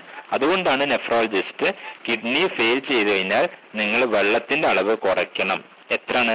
മൂത്രം ഒഴിക്കുന്ന പ്ലസ് 500 ml. അപ്പൊ മൂത്രം 100 ml മാത്രമേ മൂത്രം പുറത്തു പോകുന്നുണ്ട് ഉണ്ടെങ്കിൽ നമ്മൾ 100 + 500 600 ml നമ്മൾ ഒരു ദിവസം കുടിക്കാൻ പാടില്ല. അതുകൊണ്ടാണ് നെഫ്രോളജിസ്റ്റ് അല്ലെങ്കിൽ ഡോക്ടർമാര് കിഡ്നി രോഗം വരുമ്പോൾ വെള്ളം കൂടി കുറയ്ക്കണം എന്ന് പറയുന്നത്. രണ്ടാമത്തെ സംശയം തീർന്നെന്ന് വിചാരിക്കുന്നത്. രണ്ടാമത്തെ ചോദ്യം നമ്മൾ ടെസ്റ്റ് ചെയ്യേണ്ടതാണ്. ടെസ്റ്റ് ചെയ്യേണ്ടത് നമ്മൾക്ക് ചെയ്യാനുള്ളത് 2. ഒന്ന്, നമുക്ക് റീനൽ ഫംഗ്ഷൻ ടെസ്റ്റ് പറയുന്നത് ബ്ലഡ് യൂറിൻ, സീറം ക്രിയാറ്റിനാണ്. പലപ്പോഴും നമ്മൾ അത് ഈ ബ്ലഡ് യൂറിൻ, സീറം ക്രിയാറ്റിൻ ബ്ലഡിൽ നിന്ന് ചെയ്യുന്ന ടെസ്റ്റുകളാണ്. രണ്ടാമത്തെ നമ്മൾ ചെയ്യാനുള്ളത് യൂറിൻ റുട്ടീൻ ചെയ്തു വെക്കാം. ഇന്നിപ്പോൾ കിഡ്നി ഏർലി ഇവാലുവേഷന്റെ പദ്ധതിയായിട്ട് ഹെൽപ്പിംഗ് ഹാൻഡ്സ് ചെയ്തുകൊണ്ടിരിക്കുന്ന പ്രധാനപ്പെട്ട ടെസ്റ്റ് യൂറിനില് ആൽബുമിൻ കൂടുതൽ ഉണ്ടോ എന്ന് നോക്കുകയാണ്. സാധാരണഗതിയിൽ യൂറിനില് ആൽബുമിൻ ഉണ്ടാകാൻ പാടില്ല. വളരെ ചെറിയ എമൗണ്ട് 30 മില്ലിഗ്രാമേ ആൽബുമിൻ ഉണ്ടാകാൻ പാടുള്ളൂ. അപ്പൊ അത് വല്ലാതെ കൂടുകയാണെങ്കിൽ എന്താ അതിന്റെ അർത്ഥം വെച്ചാൽ കിഡ്നി ഒരു ഫിൽട്ടർ മെക്കാനിസം എന്തോ തകരാറ് സംഭവിച്ചിട്ടുണ്ട്.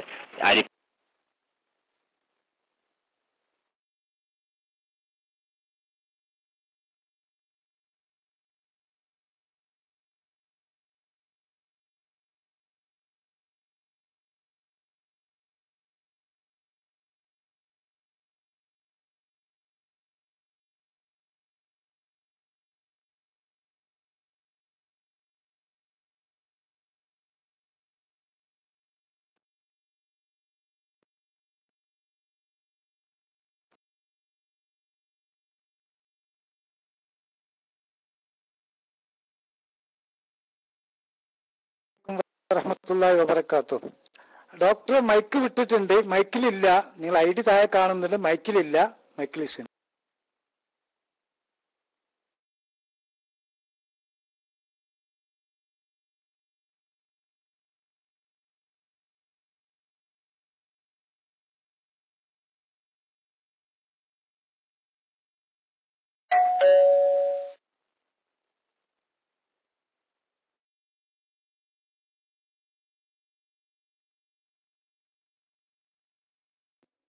ഡോക്ടർ ഞാൻ പറയുന്ന കേൾക്കുന്നുണ്ട്? ഉണ്ടെങ്കിൽ ഒരു എസ് അടിക്ക്. നിങ്ങൾ മൈക്കിലില്ല, ബൗൺസ് ആയിട്ടുണ്ട്. സോറി, നിങ്ങൾ DC ആയിട്ടുണ്ട് നിങ്ങളെ മൈക്ക്. നിങ്ങളിങ്ങനെ സംസാരിച്ചു കൊണ്ടിരിക്കുന്നുണ്ടാവും ചിലപ്പോൾ. ഓക്കെ, ഞാൻ ബൗൺസ് ചെയ്യാം.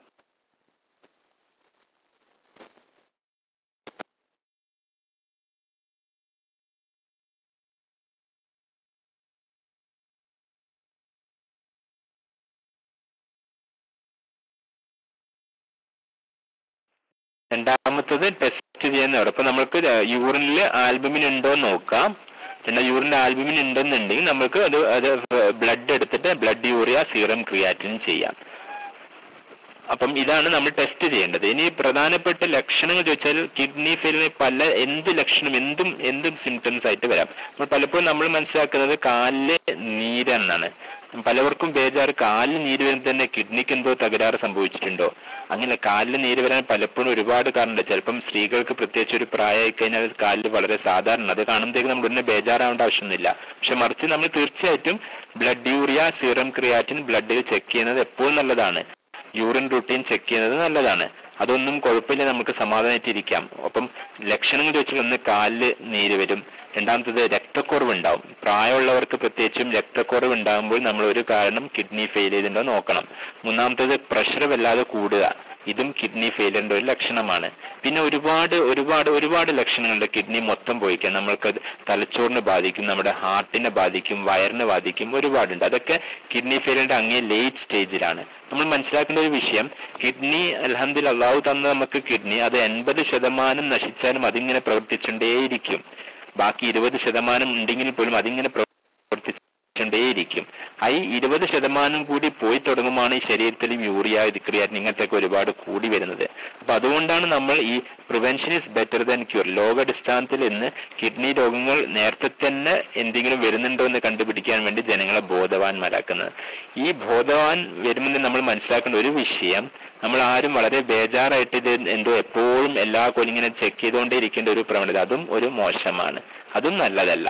നമുക്ക് ചെയ്യാൻ പറ്റിയത്, നമുക്ക് പ്രമേഹ രോഗികളാണ് എന്തായാലും തീർച്ചയായിട്ടും ഡോക്ടറിന്റെ നിർദ്ദേശം പ്രകാരം അവരെന്തായാലും ബ്ലഡ് യൂറിയ ക്രിയാറ്റിൻ ചെയ്യും. അല്ലാത്തവര് ഒരു 40 വയസ്സ് കഴിഞ്ഞാൽ ഒരു 1-2 കൊല്ലം കൂടുമ്പോൾ ഒന്ന് ചെക്ക് ചെയ്യുന്നത് എപ്പോഴും നല്ലതാണ്.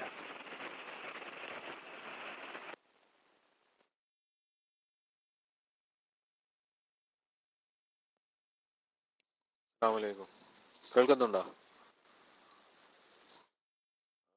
എന്റെ സംശയം, ഇടക്കിടക്ക് മൂത്രമൊഴിക്കാൻ തോന്നുന്നു, മൂത്രമൊഴിക്കുന്നുണ്ട്. പിന്നെ ചിലപ്പോ അങ്ങനെ മൂത്രമൊഴിക്കാൻ വൈകിയാൽ ഒരു മഞ്ഞ കളർ ഉണ്ടാവും, ചിലപ്പോ പിന്നെ അല്ലാതെ അങ്ങനെ നല്ല വെള്ളം കുടിച്ചാൽ സാധാ വൈറ്റ് കളർ തന്നെയാണ്. അപ്പോൾ അത് വല്ല അസുഖത്തിന്റെ വല്ല ഇതുവാണോ, അല്ലെങ്കിൽ വല്ല ചെക്കിങ് പിന്നെ മെഡിക്കൽ ചെക്കപ്പ് വല്ല ആവശ്യമുണ്ടോ? അത്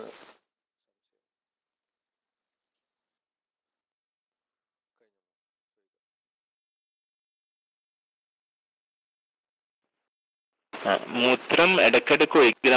നിങ്ങളെ വയസ്സ് എനിക്ക് എത്രയാണ് കൃത്യം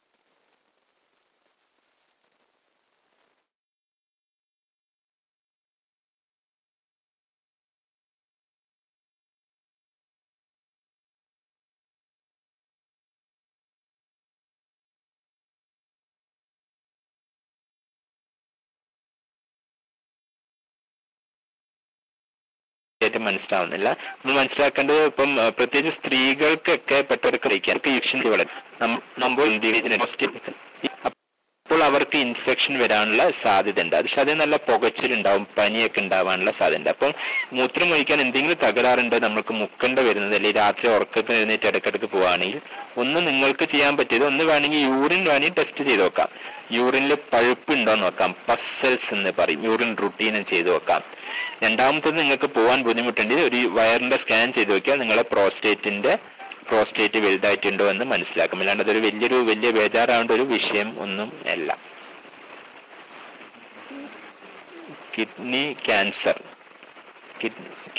ക്യാൻസർ എങ്ങനെ കണ്ടുപിടിക്കുന്ന ചോദിച്ചാൽ, ഒന്ന് മനസ്സിലാക്കേണ്ടത്, അതൊരു അത്ര കോമൺ ആയിട്ടുള്ള ഒരു ക്യാൻസർ ഒന്നും അല്ല. രണ്ടാമത്തത്, നമ്മളെ കിഡ്നി ക്യാൻസറിന്റെ ഒരു ലക്ഷണം എന്താ വെച്ചാൽ പെയിൻലെസ് ഹെമച്യൂറിയ, അതായത് വേദനയൊന്നും ഇല്ലാതെ മൂത്രത്തിൽ വെറും രക്തമായിട്ട് കാണുക. മൂത്രത്തിൽ വെറും രക്തം കാണുകയാണെങ്കിൽ വേദന ഒന്നുമില്ല. സാധാരണ ഇൻഫെക്ഷനൊക്കെ വരുമ്പോൾ വേദനയും വരും, മൂത്രത്തിൽ രക്തം വരും. അങ്ങനെ ആകുമ്പോൾ അത് നമ്മൾ കിഡ്നി ക്യാൻസർ ലക്ഷണമാവാം. ശരി, നമുക്ക് ചെയ്യാൻ പറ്റിയത് ഒന്ന് സ്കാൻ എടുത്ത് നോക്കാമെന്ന് മാത്രം. അൾട്രാസൗണ്ട് അബ്ഡമൻ എടുത്ത് നോക്കിയാൽ കിഡ്നി വലുതായിട്ടുണ്ടോ, എന്തെങ്കിലും സംശയങ്ങളുണ്ടെങ്കിൽ നമ്മൾക്ക് അത് കിഡ്നി ക്യാൻസർ ആണോ എന്ന് നോക്കാൻ അതിൽ നിന്ന് ബയോപ്സി എടുത്താൽ നമുക്ക് മനസ്സിലാകും.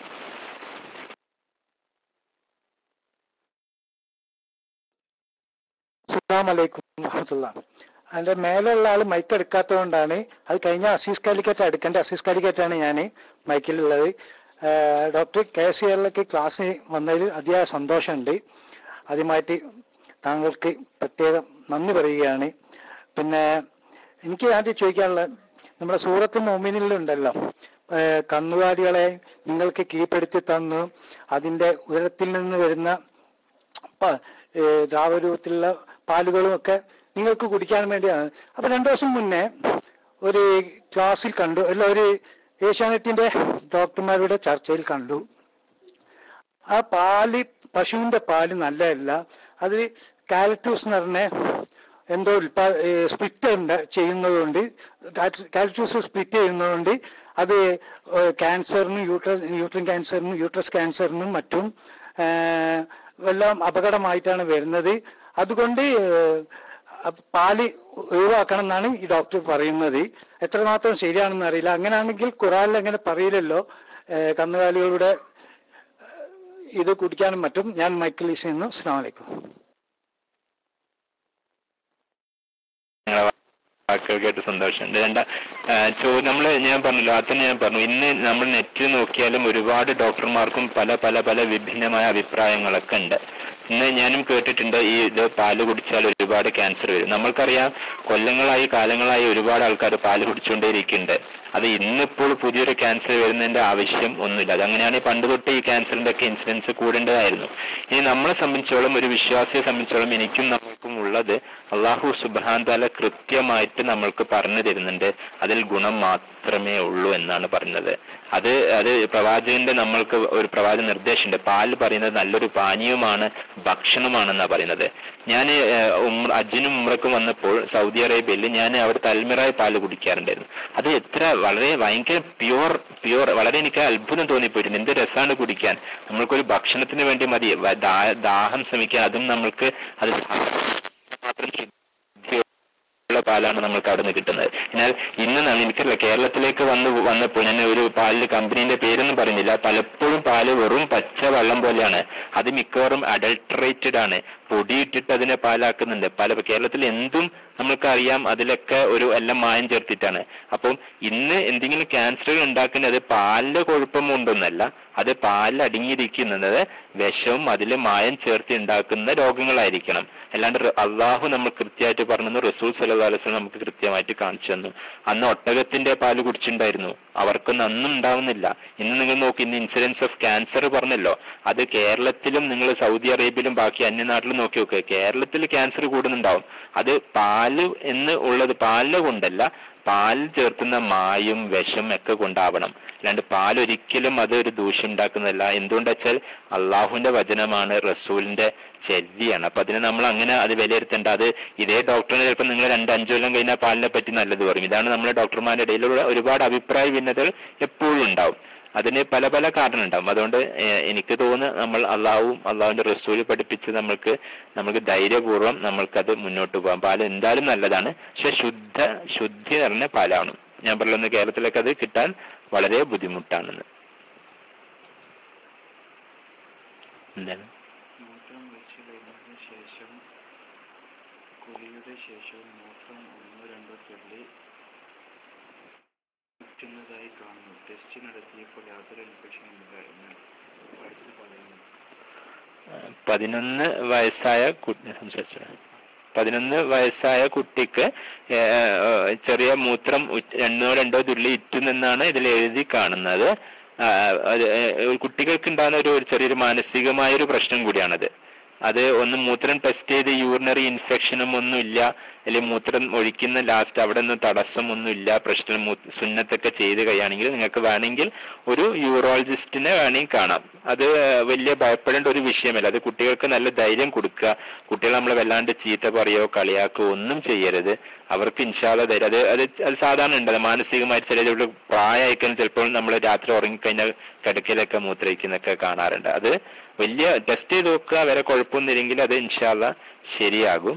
അത് വേണമെങ്കിൽ നിങ്ങൾക്ക് ഒന്നെങ്കിൽ ഒരു യൂറോളജിസ്റ്റിനെ കാണിക്കേണ്ടതേ ഉള്ളൂ.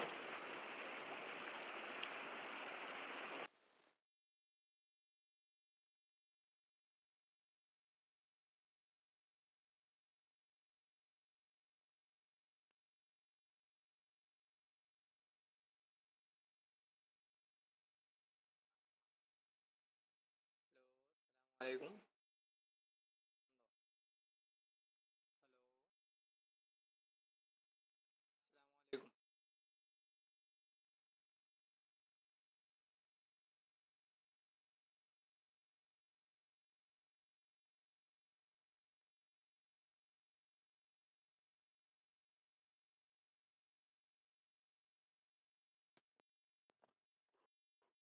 ഹലോ, അസ്സലാമു അലൈക്കും. കേൾക്കുന്നുണ്ടോ? ാണത് ഞാനൊരു കിഡ്നി സ്റ്റോൺ രോഗിയാണ്. കിഡ്നിയുടെ താഴത്തെ ട്യൂബിലായിരുന്നു സ്റ്റോൺ ഉണ്ടായിരുന്നത്. 2 പ്രാവശ്യം മൂത്രനാളിലൂടെ പൈപ്പിട്ട് പൊടിച്ചെടുക്കുന്ന പോലെ പൊടിച്ചെടുത്തിട്ടുണ്ട്. ഇപ്പോൾ അവർ ഈ സ്റ്റോണ് ട്യൂബിൽ തടസ്സം ഉണ്ടായിട്ട് കിഡ്നിക്ക് പ്രോബ്ലം ഉണ്ടാവും എന്ന് പറഞ്ഞിരുന്നു. യൂറിക് ആസിഡ് ടെസ്റ്റ് ചെയ്തിട്ട് പ്രശ്നമൊന്നും ഉണ്ടായിട്ടില്ല. മറ്റ് ടെസ്റ്റുകൾ എന്തെങ്കിലും എടുക്കേണ്ടതെന്നാണ് എൻ്റെ സംശയം. അസ്സലാമു അലൈക്കും.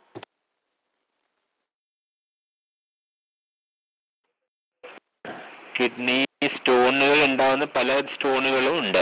അപ്പോൾ നിങ്ങൾ യൂറിക് ആസിഡ് ടെസ്റ്റ് ചെയ്തു, ആ യൂറിക് ആസിഡ് നോർമൽ ആണെന്ന് ഞാൻ മനസ്സിലാക്കുന്നത്. പിന്നെ ചെയ്യാനുള്ളത് കാൽഷ്യമും ഫോസ്ഫറസ് ഒക്കെയാണ്. കാൽഷ്യം കൂടിക്കഴിഞ്ഞാലൊക്കെ തീർച്ചയായിട്ടും നമ്മൾക്ക് കിഡ്നി സ്റ്റോൺസ് വരും. അപ്പോൾ ഈ സ്റ്റോൺ, ഈ മൂത്രം കല്ലിനെ അനലൈസ് ചെയ്യാൻ കൊടുക്കാവാണെങ്കിൽ, കല്ല് അനലൈസ് ചെയ്താൽ നിങ്ങൾക്ക് എന്ത് സ്റ്റോണാണെന്ന് മനസ്സിലാക്കാൻ പറ്റും. പിന്നെ നിങ്ങൾക്ക് സ്കാൻ ചെയ്ത് നോക്കാം, സ്റ്റോൺ ഇപ്പോഴും ഉണ്ടോ എന്ന് നോക്കാം, കിഡ്നി വീങ്ങിയിട്ടുണ്ടോ എന്ന് നോക്കാം. ചിലപ്പം ഈ സ്റ്റോൺ വരുമ്പോൾ എന്താ വെച്ചാൽ ബ്ലോക്ക് ഉണ്ടാകും, ഒരു ഭാഗത്ത് കിഡ്നി വീങ്ങാനുള്ള സാധ്യത ഉണ്ട്. അത് വലിയ ഭയപ്പെടേണ്ട ഒരു ഇതൊന്നുമല്ല. നിങ്ങൾക്ക് കിഡ്നീന്റെ സ്റ്റോൺസ് വേണമെങ്കിൽ സ്കാൻ ചെയ്ത് സ്റ്റോൺസ് ഉണ്ടെങ്കിൽ യൂറോളജിസ്റ്റിനെ കണ്ട് അതിനെ കരിച്ചു കളയുന്ന ലിത്തോട്രിപ്സിയോ അതിനെ എടുത്ത് മാറ്റി ഇൻഷാല്ലാ കിഡ്നീന്റെ പ്രവർത്തനം പഴയ പോലെ തന്നെ നോർമലായി വരും. ശരി, ഇനി എന്തുകൊണ്ടാണ് സ്റ്റോൺ ഫോം ചെയ്യുന്നത് നിങ്ങൾക്ക് കണ്ടുപിടിക്കാൻ പറ്റും. വെള്ളം ധാരാളമായിട്ട് കുടിക്കണം. സ്റ്റോൺ വരുന്ന ആൾക്കാർക്ക് പാല് അധികം ജാസ്തി കുടിക്കാൻ പറ്റില്ല. സ്റ്റോണ് വരുന്ന ആൾക്കാർക്ക് ഒരു രോഗം വരുമ്പോൾ നമ്മൾ അതിനെ കണക്കായുള്ള ഭക്ഷണ രീതികളും ഇതൊക്കെ നമ്മൾ ശ്രദ്ധിക്കണം. തീർച്ചയായിട്ടും ഏതൊരു അസുഖത്തിനും പാരമ്പര്യം, നമ്മുടെ ജീൻസ്, അത് തീർച്ചയായിട്ടും ഉണ്ട്. അത് എന്തൊരു രോഗത്തിനും ആയിക്കോട്ടെ, പാരമ്പര്യം അത് വളരെ പ്രധാനപ്പെട്ട ഒരു ഫാക്ടറാണ്. ഇപ്പോൾ ഇതിൽ കേട്ടിരിക്കുന്ന ഒരു ചോദ്യം, ഒരു വീട്ടിൽ 2 ആൾക്ക് കിഡ്നി ക്യാൻസർ വന്നു, ഇത് ഹെറിഡിറ്ററി ആണോ? തീർച്ചയായിട്ടും അത് ഹെറിഡിറ്ററി ആണ്. പ്രത്യേകിച്ചും ക്യാൻസറുകളൊക്കെ പ്രധാനപ്പെട്ട നമ്മൾ മനസ്സിലാക്കേണ്ടത് അത് പാരമ്പര്യം ഒരു പ്രധാനപ്പെട്ട കാരണമാണ്. നമ്മൾക്കറിയാം ബ്രസ്റ്റ് ക്യാൻസർ ഒക്കെ പലപ്പോഴും പല കുടുംബത്തിലുണ്ടാവും. ഉമ്മാമ ഇവർക്കൊക്കെ ഇങ്ങനെ ചിലപ്പോൾ ഇങ്ങനെ പാരമ്പര്യമായിട്ട് കിട്ടുന്നത് കാണാം. അതുപോലെ തന്നെയാണ് കിഡ്നി ക്യാൻസറും വരുന്നത്. പക്ഷെ ബാക്കിയുള്ള ക്യാൻസർ അപേക്ഷിച്ച് നോക്കുമ്പോൾ കിഡ്നി ക്യാൻസർ പൊതുവെ അത്ര വലിയൊരു കോമൺ ക്യാൻസർ അല്ല. ഇത് ചിലപ്പം കുടുംബത്തിൽ മാത്രം എന്തോ നിർഭാഗ്യവശാൽ ഉണ്ടായതായിരിക്കാം.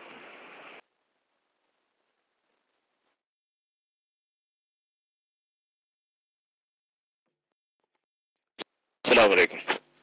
എൻ്റെ ചോദ്യം, ഈ ചെറിയ കുട്ടികൾക്ക് പോളിയോ കൊടുക്കുന്ന പ്രസവിച്ച ഉടനെ ലേബർ റൂമിൽ തന്നെ പോളിയോ അതിൻ്റെ തുള്ളി മരുന്ന് അതുപോലെ കാര്യങ്ങളൊക്കെ കൊടുക്കുന്നുണ്ട്. അതുപോലെ ഓരോരോ വയസ്സിലും അതിന്റെ പ്രായങ്ങളൊക്കെ കൊടുക്കുന്നുണ്ട്. പക്ഷെ ഈ ചെറുപ്പത്തിൽ ഈ 2 വയസ്സിന്റെ മുന്നായിട്ടൊക്കെ അല്ലെ ഇപ്പം പ്രസവിച്ചിട്ട് 1 മാസത്തിന്റെ 2 മാസത്തിന്റെ ഉള്ളിലൊക്കെ ഈ തുള്ളി മരുന്ന് ഇതൊക്കെ കൊടുത്തു കഴിഞ്ഞാൽ ഈ ഉമ്മാടെ മുലപ്പാലിന്റെ ആ വിറ്റാമിൻ ഈ കുട്ടികൾക്ക് കിട്ടുക, ഈ മരുന്നിന്റെ ഇതിന്റെ ശക്തി കാരണം മറ്റാ കുട്ടികൾക്ക് പാലിന്റെ ഒരു ഉപകാരം കിട്ടുമോ എന്നുള്ളതാണ് എന്റെ ചോദ്യം. അസ്സലാമു അലൈക്കും.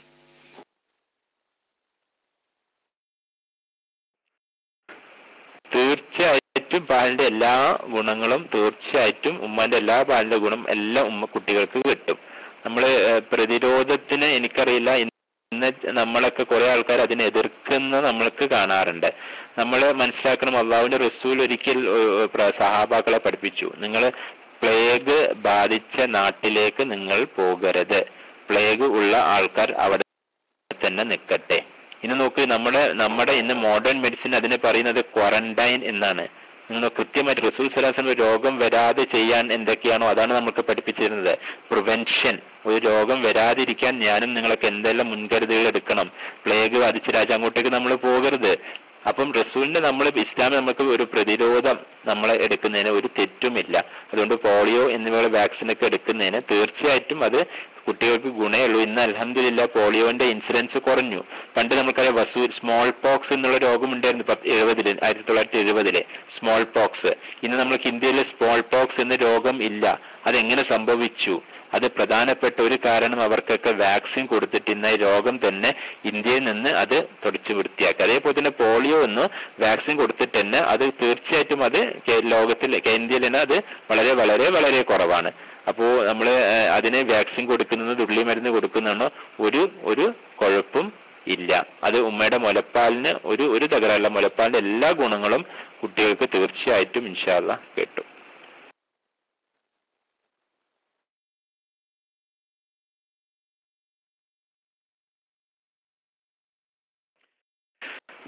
റുബല്ല വാക്സിനെ പറ്റി ഒരുപാട്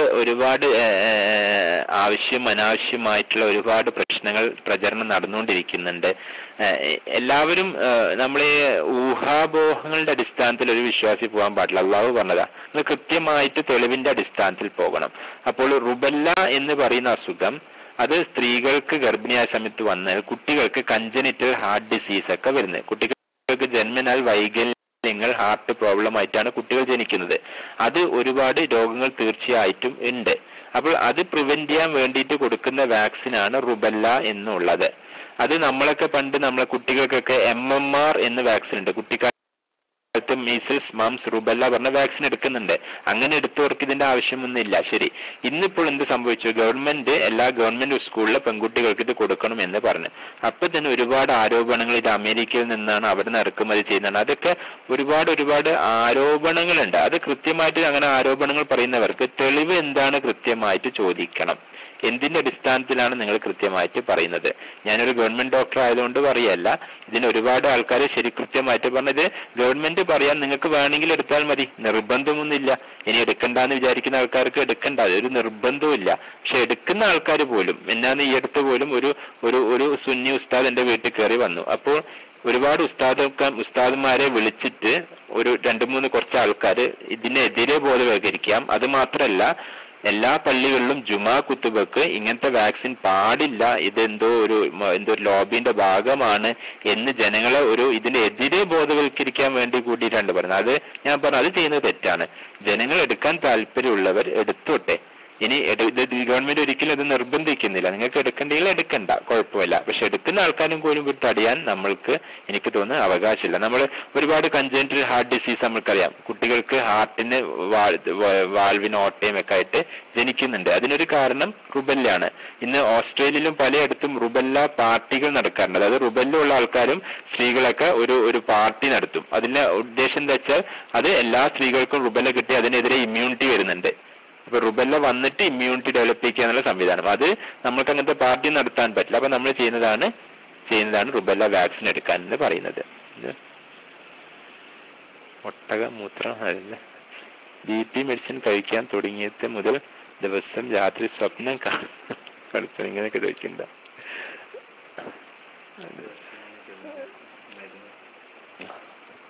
ഒരു വർഷം ഇത് തുടർന്ന് സ്വപ്നം കാണാൻ ഇതിനുത്തരമാണ്.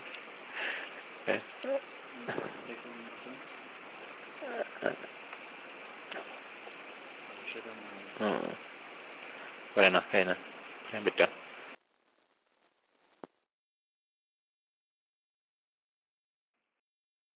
ഇതിലൊരു ചോദ്യം കാണുന്നത് ഒട്ടകമൂത്രം ഔഷധമാണോ എന്നുള്ളതാണ്. തിബുൻ നബി പറഞ്ഞ ഇബ്നുൽ ഖയ്യിം റഹിമുള്ള ഒരു പുസ്തകം തന്നെ എഴുതിയിട്ടുണ്ട്. അതിൽ ഒരുപാട് പ്രവാചകന്റെ ഔഷധങ്ങളും ചികിത്സാ രീതികളൊക്കെ പറയുന്നുണ്ട്. അതിൽ പറയുന്ന ഒരു വിഷയമാണ് ഒട്ടകത്തിന്റെ മൂത്രം. അത് ശാസ്ത്രീയമായിട്ട് പഠിച്ചിട്ടില്ല, നമ്മൾക്ക് അറിയില്ല. തീർച്ചയായിട്ടും അതിലെന്തായാലും ഗുണം ഉണ്ടാകും. നമ്മൾക്കതിനെ ഒറ്റയടിക്ക് നിഷേധിക്കേണ്ട ആവശ്യമൊന്നുമില്ല. അത് അങ്ങനെ അവകാശപ്പെടുന്നവരുണ്ട്. എനിക്ക് എന്തായാലും അതിൽ ഉപയോഗിച്ചുള്ളൊരു പരിചയമൊന്നുമില്ല. പക്ഷെ എന്തായാലും ഹദീസിൽ കാണുന്നുണ്ട്, അതിൽ ഗുണം ഉണ്ടാവും. അല്ലാഹു അഅലം എന്ന് എനിക്ക് പറയാൻ പറ്റുള്ളൂ.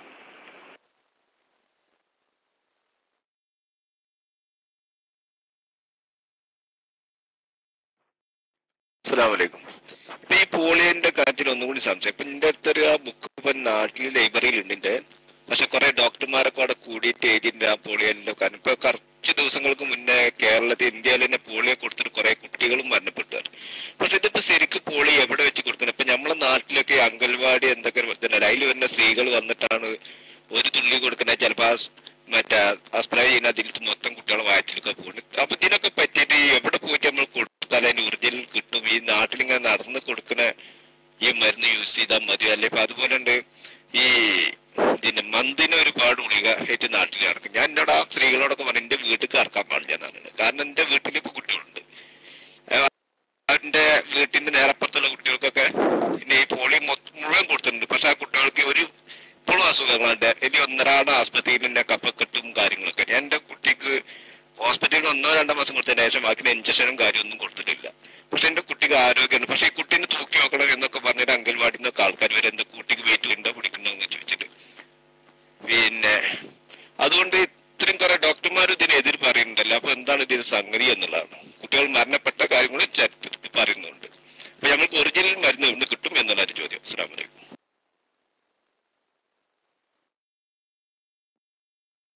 ഹലോ, അസ്സലാമു അലൈക്കും വറഹ്മത്തുള്ള. സഹോദരങ്ങളെ, നമ്മൾ 3 മിനിറ്റ് കൂടിയാണ് ബാക്കിയുള്ളത്.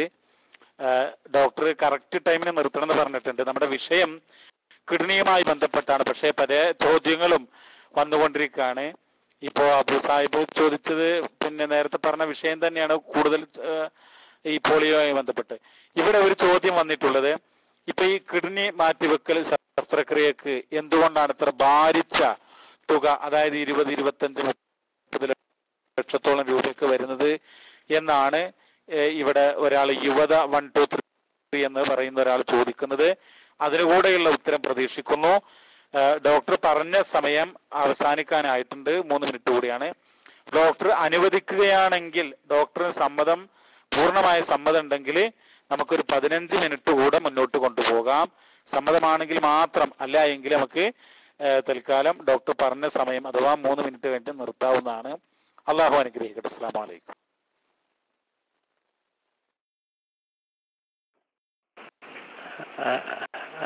അസ്സലാമു അലൈക്കും.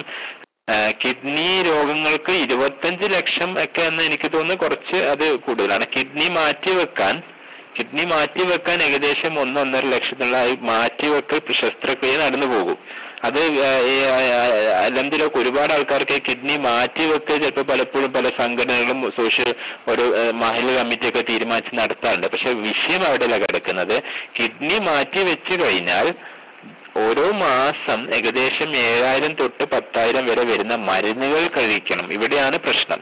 ഇവിടെയാണ് പലർക്കും പറ്റാത്തത്. അതുകൊണ്ട് പലപ്പോഴും നമ്മൾ ആദ്യം കിഡ്നി മാറ്റിവെക്കുന്ന ആൾക്കാരുടെ കൃത്യമായി ചോദിക്കാറുള്ളത്, ഈ മരുന്ന് 7,000, അതായത് കിഡ്നി നമ്മുടെ മറ്റുള്ളവരുടെ കിഡ്നി റിജക്ട് ചെയ്യാതിരിക്കാൻ, ഈ കിഡ്നി നമ്മുടെ ശരീരത്തെ നശിപ്പിക്കാതിരിക്കാൻ നമ്മൾ കുറെ ഇമ്മ്യൂണോ സപ്രസീവ് ഡ്രഗ്സ് എടുക്കണം.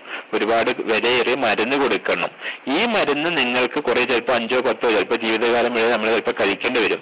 ഈ 6,000-7,000 രൂപ വെറും മരുന്നിന് മാത്രം, നമ്മൾ ആലോചിക്കണം, വെറും മരുന്നിന് മാത്രം ഒരു മാസം ഒരാൾക്ക് ഒരു ചെലവ് വേണ്ടി വരും. അതുകൂടാതെ ടെസ്റ്റും ഡോക്ടറെ കാണലും എല്ലാം കൂടി ഒരു മാസം ഏകദേശം 10,000 രൂപ ഒരാൾക്ക് ഒരു മാസം വേണ്ടി വരും. ഇത് പലപ്പോഴും ജനങ്ങൾക്ക് തുടർ ചികിത്സ കൊണ്ടുപോകാൻ ബുദ്ധിമുട്ടുണ്ടാവാറുണ്ട്. അതുകൊണ്ടാണ് ഇത് വലിയൊരു ഒരു പ്രോബ്ലം ആയി വരുന്നത്. അല്ലാണ്ട് കിഡ്നി മാറ്റിവെക്കാൻ, ഒരു കിഡ്നി ട്രാൻസ്പ്ലാന്റ് എന്നുള്ളത് അത് വലിയൊരു വിഷയം തീർച്ചയായിട്ടും 1-1.5 ലക്ഷം ആവാറുണ്ട്. എന്നാൽ 25 ലക്ഷം ഒന്നും ഒരിക്കലും ആവാറില്ല.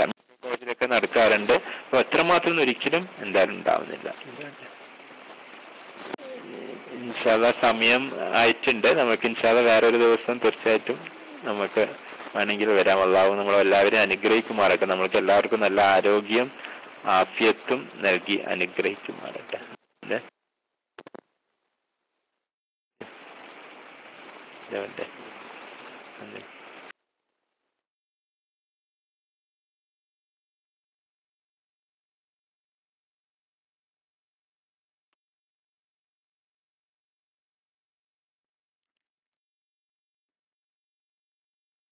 ഹലോ, അസ്സലാമു അലൈക്കും വറഹ്മത്തുള്ള. നമ്മുടെ ഡോക്ടർ പറഞ്ഞ സമയം അവസാനിച്ചിരിക്കുകയാണ്. നമുക്ക് ഇവിടെ നിർത്താവുന്നതാണ്. പക്ഷേ പിന്നെ നമ്മുടെ ആഷി എന്ന് പറയുന്ന ഐഡിയിലുള്ള ഒരാൾ ഒരു ക്വസ്റ്റ്യൻ ചോദിക്കട്ടെ എന്ന് പറയുന്നുണ്ട്. ഡോക്ടർ അനുവദിക്കുകയാണെങ്കിൽ അതുകൂടെ ഇൻഷാ അല്ലാഹ്. ആഷി എന്ന് മൈക്ക് എടുത്തോളൂ, പെട്ടെന്ന് മൈക്ക് എടുക്കൂ. ആയിട്ടുണ്ട്. ഇനിയും മുന്നോട്ട് കൊണ്ടുപോകാൻ കഴിയില്ല. ഇൻഷാ അല്ലാഹ് മറ്റ് സന്ദർഭങ്ങളിൽ നമുക്ക് ഇൻഷാ അല്ലാഹ് ഈ ഡോക്ടറെ ഉപയോഗപ്പെടുത്താവുന്നതാണ്. അസ്സലാമു അലൈക്കും. ആഷി പെട്ടെന്ന് മൈക്ക് എടുക്കും.